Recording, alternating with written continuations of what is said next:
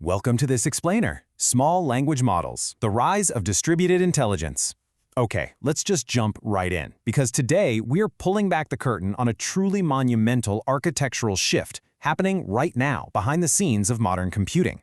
We're moving away from this world of massive, centralized artificial intelligence to something much more agile, heavily distributed, and honestly, pretty surprising.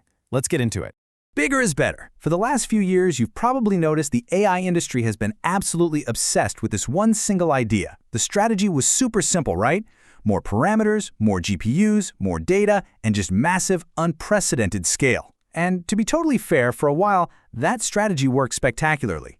Large language models became unbelievably capable. The whole industry realized that if you took these larger transformer models and trained them on massive data sets, you got better reasoning, incredible language understanding, and all these wild emergent behaviors. So naturally, this triggered a massive scaling race.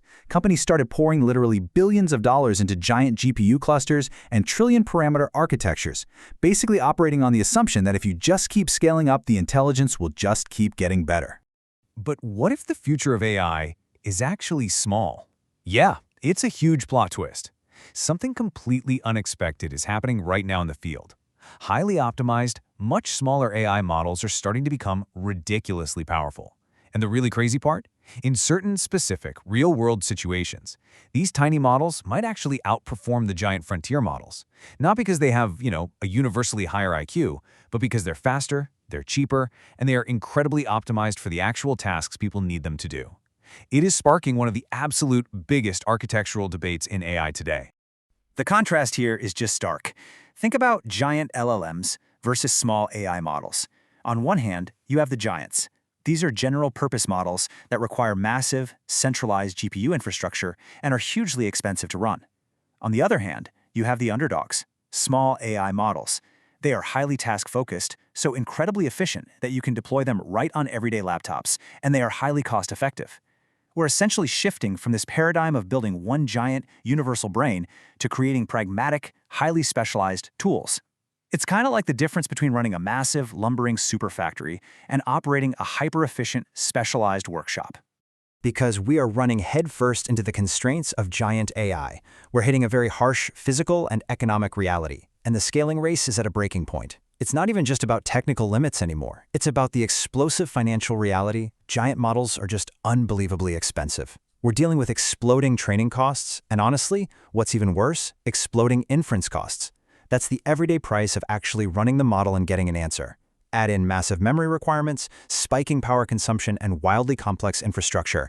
And well, you can see why we're reaching a plateau where sheer raw scale just isn't sustainable anymore. Efficiency literally has to take over. It's like using a supercomputer to calculate a grocery bill. I mean, think about that for a second because it perfectly captures what's going on.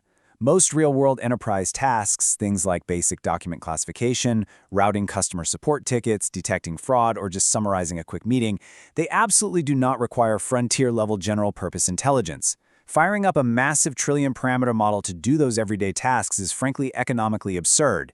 It is a massive waste of inference compute. So the whole game's shifting toward the power of specialization. Small models are becoming so strategically important right now because they ditch all that general-purpose bloat. They achieve amazing performance on domain-specific tasks. So instead of trying to know everything about the entire universe, a smaller model can be optimized explicitly for coding and development, or legal analysis, medical workflows, retrieval tasks, or complex financial operations. By narrowing that focus, they become these highly efficient, specialized experts. And in the enterprise world, that deep specialization absolutely crushes broad generalization. Just think about the number one single AI request. This really highlights the brutal reality of inference economics. Every single time a user hits enter, that one request drains GPU cycles, it eats up memory bandwidth, adds latency, and consumes power. Now take that single request and multiply it by millions of users worldwide hitting a giant frontier model all at once. The operational costs are just staggering. But smaller models? They dramatically shrink the cost of that one request. They drop the latency, the compute usage, and the overall operational burden to just a tiny fraction of what it was. So you might be wondering, how exactly are these tiny models getting so smart without trillions of parameters? Well, the secret sauce is distillation. Distillation is a technique allowing smaller models to learn behaviors directly from larger models, accelerating their capabilities. It is literally one of the most important and kind of hidden techniques driving this whole revolution. We don't have to train these small models from scratch on the entire internet anymore. We basically just transfer the wisdom. Here's how it actually plays out. Step 1. The massively complex large model acts as a teacher. It's already done all the heavy lifting to understand complex reasoning and general knowledge. Then, Step 2. The smaller model becomes a compressed operational version. It acts as the student, learning directly from the teacher's outputs. All of that sprawling, complicated reasoning gets distilled and squeezed down into a super efficient, ready-to-deploy task engine. The smaller model learns the how, without having to carry around the massive weight of knowing the why. And this creates these really elegant hierarchical intelligence architectures. We aren't talking about getting rid of giant models entirely. No, it's about ecosystems. Giant frontier models will focus on what they do best, complex reasoning and generalization. Meanwhile, the smaller specialized models will take over the heavy lifting of daily business, execution, retrieval, coordination, and operations. It's a layered ecosystem where every single tool is used exactly for the job it was built for. Now you might ask, what about memory?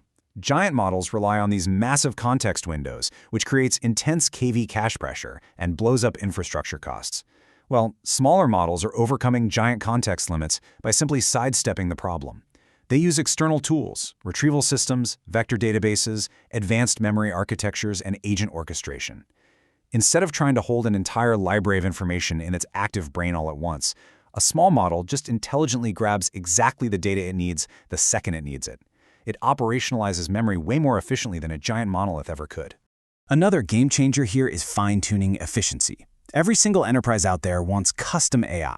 They don't want a generic chatbot. They want an AI that speaks their corporate language, strictly follows their compliance rules, and knows all their proprietary product lines. Trying to fine-tune a massive frontier model to do all that, it's notoriously difficult, absurdly expensive, and sometimes just completely impractical. But smaller models, enormous flexibility. They are significantly easier, faster, and cheaper to fine-tune, adapt, and most importantly, deploy securely inside a private corporate environment. All of this builds toward a really grand vision, collaborative multi-agent systems. Imagine a dynamic future where it's not just one giant brain doing everything, but distributed intelligence.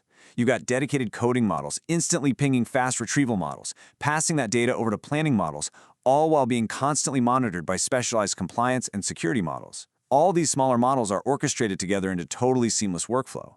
That kind of distributed system is infinitely more robust, adaptable, and efficient than relying on one centralized point of failure.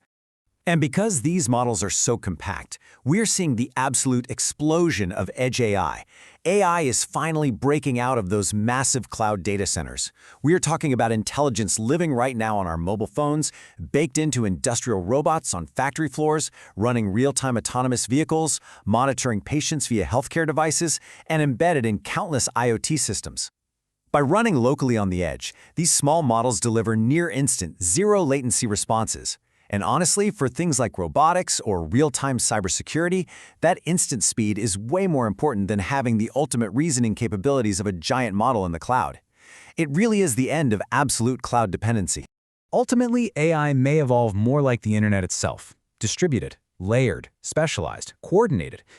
Just like early computing shifted from those giant centralized mainframes to the optimized distributed network we know as the internet, AI is going through the exact same transition right now.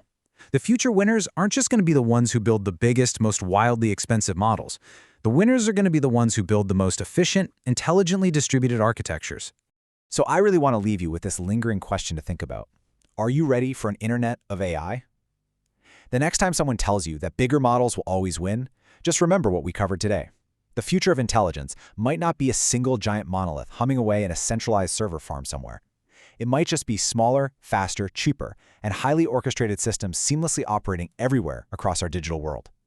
Thank you so much for joining me for this explainer, and definitely keep questioning what you think you know about the future of scale.